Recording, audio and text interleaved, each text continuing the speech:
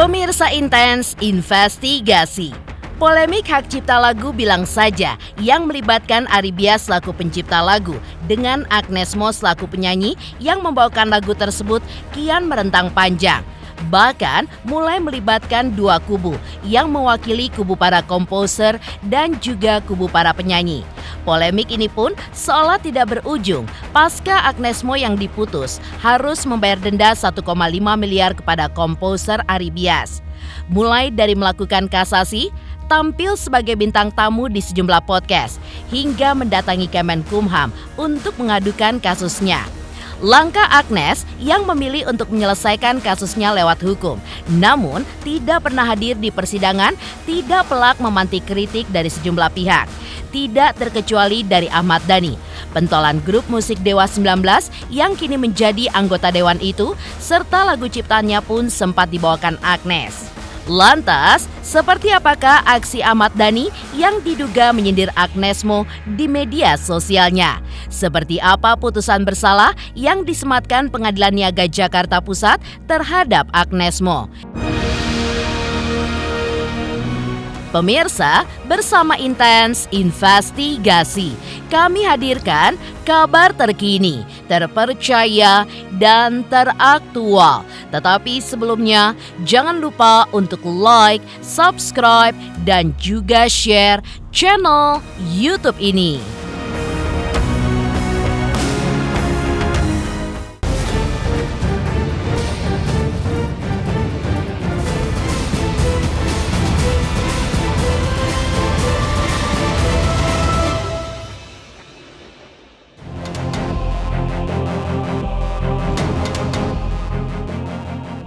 Secara tidak langsung berada di kubu Ari Bias, Ahmad Dhani sepertinya tidak henti-hentinya menyindir Agnes Mo yang juga sempat membawakan lagu ciptaannya.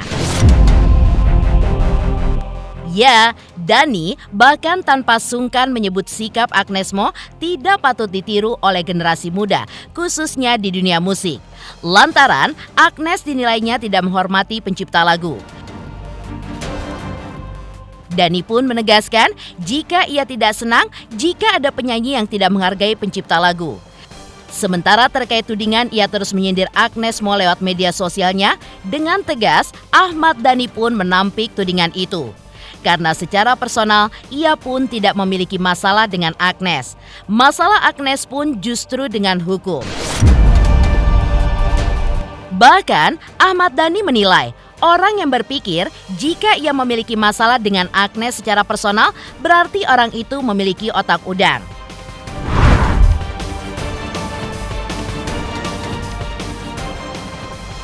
Kalau saya kan hanya berbicara soal perilaku di luar hukum.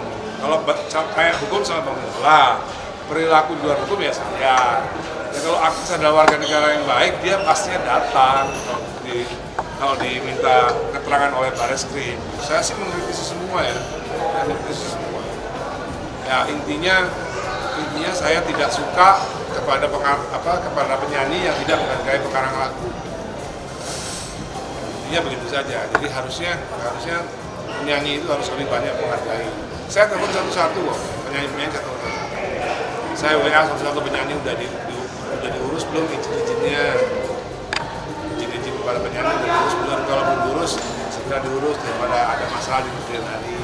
Terakhir dari postingan Pak Ade yang perihal menyinggung terkait otak udang dan otak manusia. Oh iya. Bagaimana nih Pak Ade untuk klarifikasinya Pak Ade? Ya jadi banyak masyarakat yang berpikir bahwa ini adalah Ahmad Dhani versus Agnes.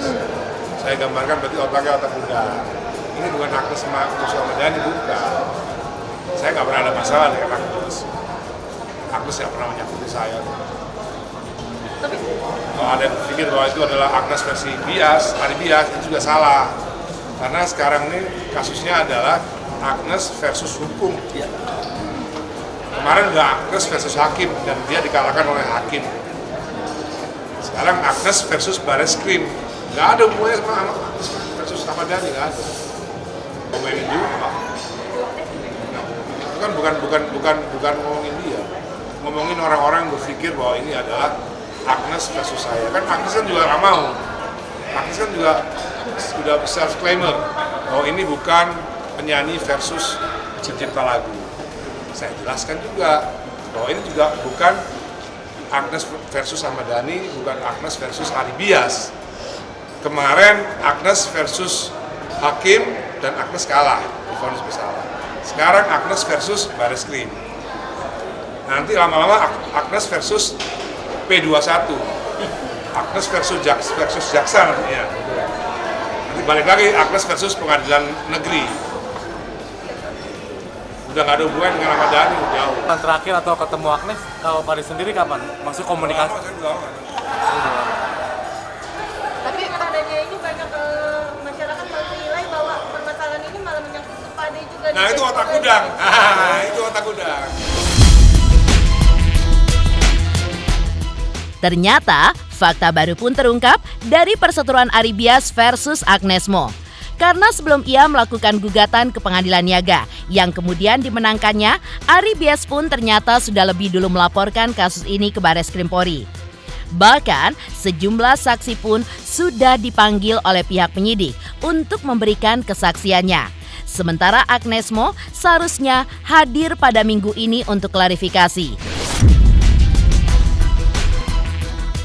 Sementara itu, sejumlah musisi pun termasuk Ahmad Dhani, Badai dan Piu yang mewakili aksi atau Asosiasi Komposer Seluruh Indonesia dengan tegas menyampaikan dukungan mereka kepada para komposer yang memperjuangkan hak cipta lagu agar lebih dihargai.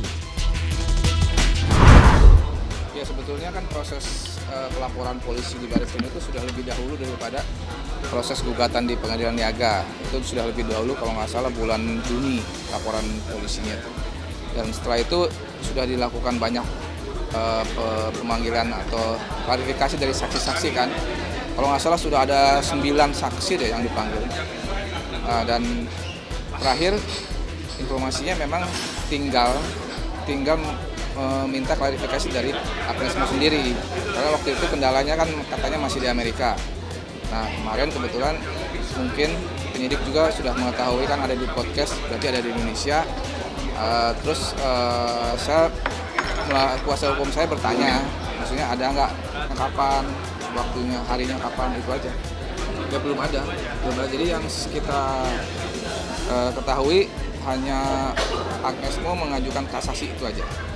Ya saya serahkan aja prosesnya kepada penyidik ya untuk diproses secara adil, karena ini juga sudah ada putusan pengadilan niaga.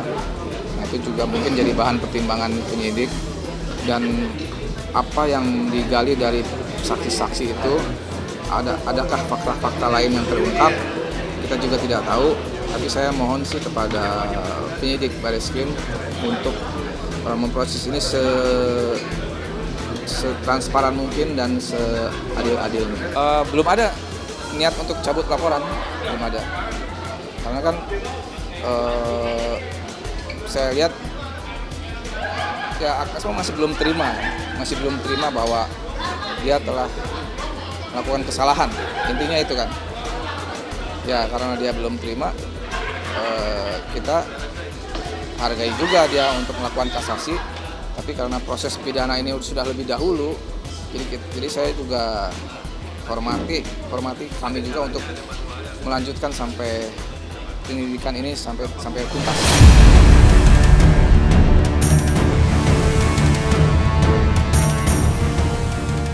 Jadi diskusi hari ini itu sebenarnya pengen meluruskan sebenarnya apa saja sih yang aksi perjuangkan untuk kebaikan industri musik Indonesia. Dan dari message yang bisa kami sampaikan pada hari ini, kita selalu support industri ini supaya lebih baik. Tadi data-data dan masalah-masalah yang ada sudah kita paparkan semua, baik dari aksi sendiri, kemudian tadi ada dari Dirjen juga, sama-sama memberikan apa sih inventaris masalahnya yang terjadi gitu. Memperjuangkan terus adanya perubahan nasib daripada pencipta lagu melalui teknologi yang baru, yaitu direct license, yaitu pembayaran langsung kepada pencipta secara real time.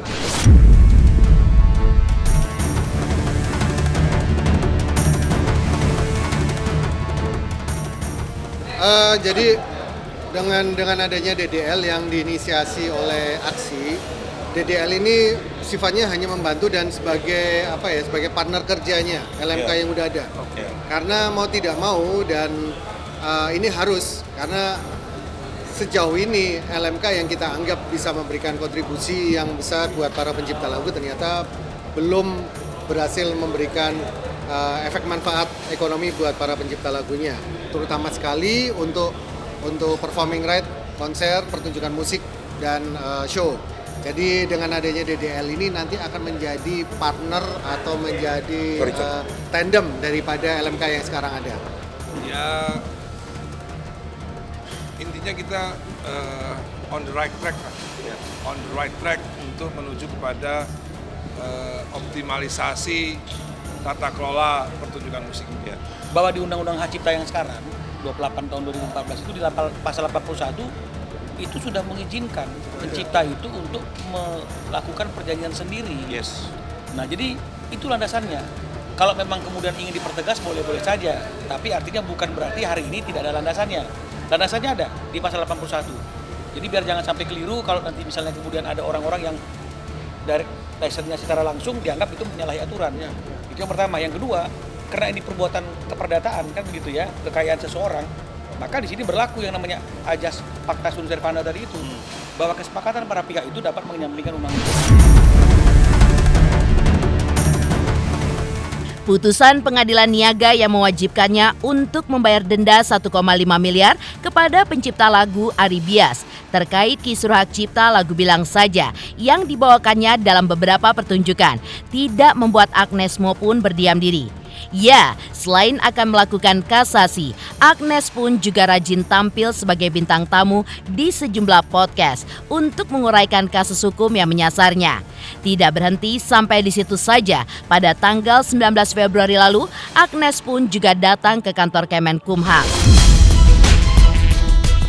Kedatangan Agnes tidak lain untuk membahas tentang Undang-Undang Hak Cipta yang kini menjadi polemik lantaran dipicu atas kasus yang dialaminya dengan Ari Bias sebagai pencipta lagu.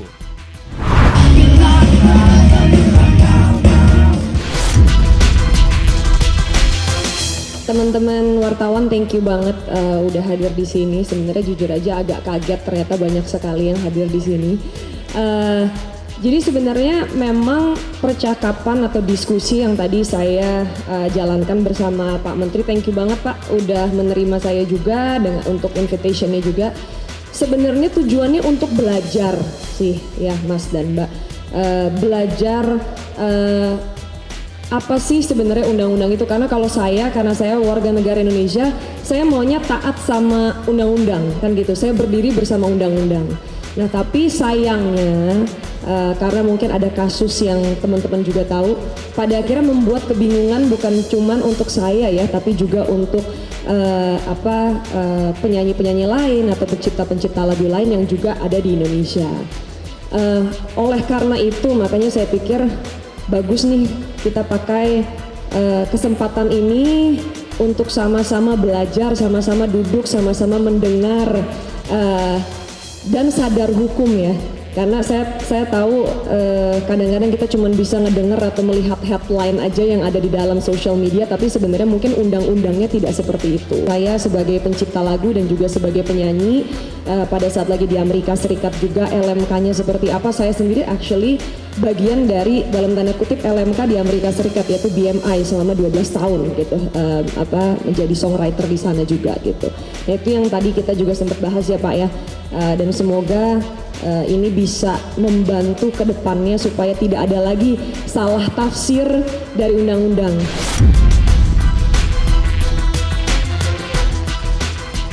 Nggak cuma diskusi aja, cuma cerita aja kira-kira seperti apa.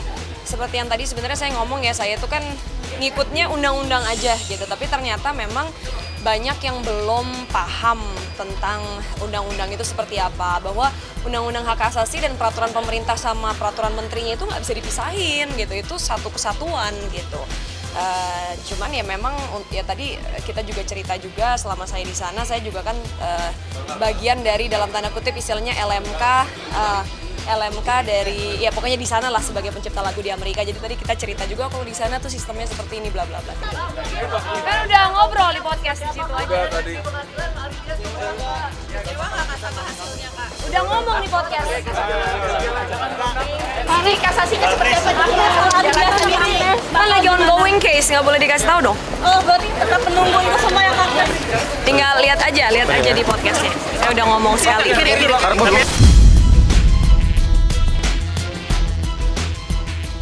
Dari aksi Ahmad Dhani yang diduga menyindir Agnes Mo di media sosialnya, lantas seperti apa putusan bersalah yang disematkan Pengadilan Niaga Jakarta Pusat terhadap Agnes Mo? 3 juta subscriber, luar biasa sekali 3 juta. Ya pokoknya semakin sukses lah dan bisa menghadirkan sesuatu yang memang baik untuk diperlihatkan.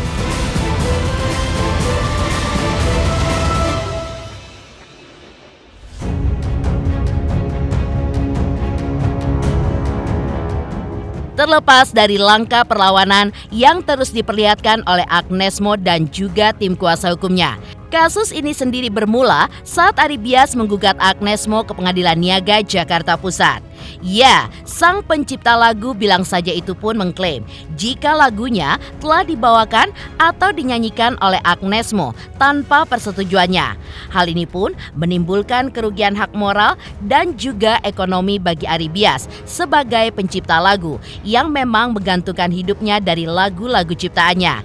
Sebagai pencipta, Ari Bias pun juga mengaku tidak pernah mendapatkan royalti dari Agnes Mo dan juga tidak pernah memberikan izin kepada sang penyanyi untuk membawakan lagunya itu. Dan setelah serangkaian proses persidangan serta pemeriksaan bukti-bukti, Pengadilan Niaga Jakarta Pusat akhirnya mengabulkan gugatan Ari Bias dan menyatakan Agnes Mo bersalah atas pelanggaran hak cipta. Majelis Hakim Pengadilan Niaga Jakarta Pusat yang memutus perkara ini pada tanggal 30 Januari yang lalu sudah mengeluarkan keputusan. Ya. Yang amar putusannya saya tidak bacakan seluruhnya, tapi intinya adalah menyatakan tergugat telah melakukan pelanggaran hak cipta karena telah menggunakan secara komersil lagu ciptaan penggugat Bilang Saja pada 3 konser tanpa izin penggugat selaku pencipta. Ketiga, menghukum tergugat membayar denda kerugian secara tunai akibat menggunakan lagu ciptaan penggugat tersebut secara komersil tanpa izin sebesar 1.500.000.000 rupiah kepada penggugat dengan perincian sebagai berikut. Konser tanggal 25 Mei 2023 di W Super Club Surabaya 500 juta. Konser tanggal 26 Mei 2023 di Edge Club Jakarta 500 juta. Konser tanggal 27 Mei 2023 di W Super Club Bandung 500 juta. Total 1,5 miliar. Jadi ini juga menjadi perdebatan. Orang bertanya, kenapa denda 1 kali pelanggaran 500 juta? Dari mana hitung-hitungannya? Saya sampaikan, karena memang itu diatur dalam pasal 113 Undang-Undang Hak Cipta. Atas pelanggaran pasal 9 itu, dendanya adalah 500 juta.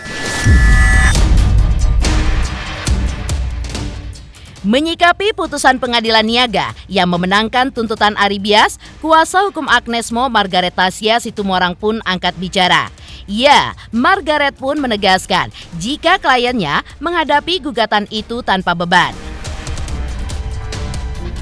Lantaran selama berkarir di dunia musik, kliennya itu pun selalu mentaati undang-undang dan tidak pernah memiliki masalah terkait kerjasama dengan pihak lain, termasuk para pencipta lagu yang buah karya mereka dinyanyikannya. Tapi terlepas dari itu, sebagai warga negara yang taat hukum, Agnes Mo akan mengikuti seluruh mekanisme hukum yang harus dijalaninya sebagai imbas dari gugatan yang menyasarnya. Pada prinsipnya kita ikutin seluruh mekanisme, kita ikutin ketentuan, kita kooperatif, kita sampaikan apa yang harus kita sampaikan, tentunya itu semuanya mengacu sama ketentuan undang-undang. Karena pada prinsipnya pihak prinsipal kami sangat taat undang-undang. Itu aja ya. Agnes santai aja. Prinsipal santai aja, dia taat undang-undang. Selama ini setiap kerjasama nggak pernah ada masalah. Karena kita tahu poin kok, kita tahu aturan, jadi dia tahu posisi, nggak mungkin juga dia melanggar aturan, karena selama ini nggak pernah ada masalah sih. Baru kali ini aja kita bingung. Kalau soal terganggu ya terganggu.